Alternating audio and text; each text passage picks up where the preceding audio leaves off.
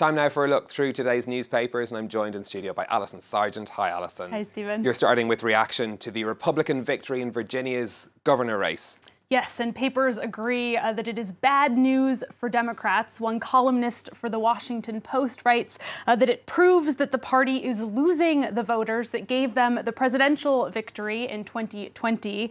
According to this analysis, the absence of Donald Trump on the ballot has left Democrats with an enthusiasm gap, with many voters saying that they feel simply burned out by politics. Now, because of that slump in motivation that tends to come with winning a national election, it's not unusual that the Democrats lost in Virginia, but according to Politico, the tight race for governor in New Jersey is a surprise. Unlike Virginia, which was expected to be close, Democrats were long confident about New Jersey. Whether the Democrats ultimately win or lose, Politico says that the results offer a massive reality check for the party.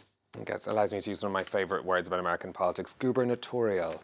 Yeah, anyway, hard to say. Hard to say, especially hard to get wrong. Let's go next to Boston, where there was good news for the Democrats in the mayoral race there. That's right. The Democratic winner is the first female mayor to be elected in Boston. Now, the city currently has an acting female mayor, but Michelle Wu is the first one to actually win an election. She's also the first Asian American mayor in Boston's 400-year history. Her parents immigrated to the U.S. from Taiwan. The Boston Globe calls it a historic victory and also a demonstration of Asian American political power. Now, the regional news website Boston.com tells us more about Michelle Wu. The 36-year-old has experience as a small business owner. That photo of her there is in the neighborhood tea cafe and stationery shop that she herself opened. The website says that she has put forward bold policies like making Boston's transportation system free, bringing back rent control, and proposing a Green New Deal for the city. A free tea. Yeah, Boston. Free tea. We're going to move to Europe next, where papers are looking at the fate of migrants in the French port of Calais. It has been 5 years since the so-called jungle migrant camp was dismantled by French authorities. And The Guardian is looking at the life, death, and limbo of the some 2,000 migrants who continue to live there.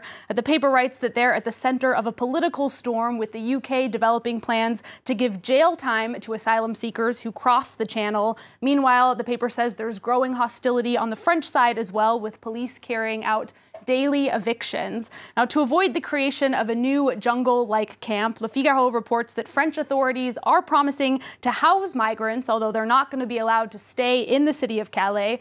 The right-wing paper disapproves of using taxpayer dollars, they say, to house migrants. Le Figaro writes that it is an attempt by the government to buy peace ahead of the election next spring. Well, let's stay with Le Figaro for this next story. They're reporting that the world is seeing its first famine caused by climate change. This is taking place in Madagascar. According to the UN, 30,000 people are starving in the southern part of the island, which is facing its worst drought in 40 years. A representative from the UN's World Food Program called it the first famine caused by human-created climate change, a very pertinent reminder of the stakes at the current COP26. Meanwhile, a columnist for The Guardian newspaper is weighing in on a recent online spat between the World Food Program and Tesla billionaire Elon Musk.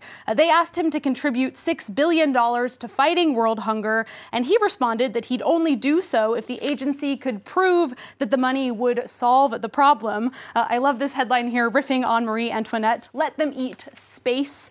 The columnist writes, "Billionaires love to sorrowfully declare that they are dying to pay more tax, but they can't bear to see their money used inefficiently, so for everyone's sake, they had better just hoard it instead." And she points out that according to ProPublica, Elon Musk's true tax rate is just a minuscule 3.27%.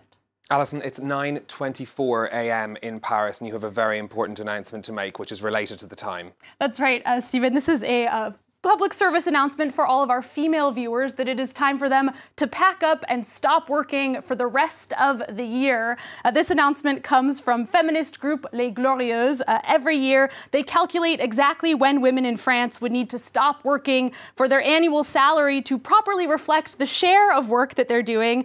Well, that day is today, and the time, as you said, is actually just before now. It's 9:22 a.m. That time is based on France's pay gap, but I'm guessing it's similar in in many other countries. The Parisien explains that the date has been coming up earlier every single year, meaning that that pay gap is growing. In 2021, it was 16.5%. Alison, I'm going to ask you to stay working for another couple of minutes for another story, a workplace victory for Norway's beach handball team. That's right. For the women's handball team, beach handball team in Norway, starting in January, they will no longer be required to wear bikini bottoms. They can start wearing shorts as they wished. We read in Slate that the International Handball Federation updated its rules back in October to allow women to wear shorts. Now, you might remember that back in July, Norway's beach handball team accepted fines for wearing shorts to compete in their championship. Slate points out that the new rules are still unequal since the women have to wear close-fit shorts, whereas the men can wear whatever kind of shorts they want. Still, they do call it a symbolic step against inequality in sports. The gender pay gap, I suppose, will have to wait. OK, Alison, thank you for doing that overtime for us. I'll see you next year for that roundup of the international papers. Alison Sargent, thank you. This is France 24. Coming up, the refugees in northern Cameroon who are helping to fight deforestation through planting trees.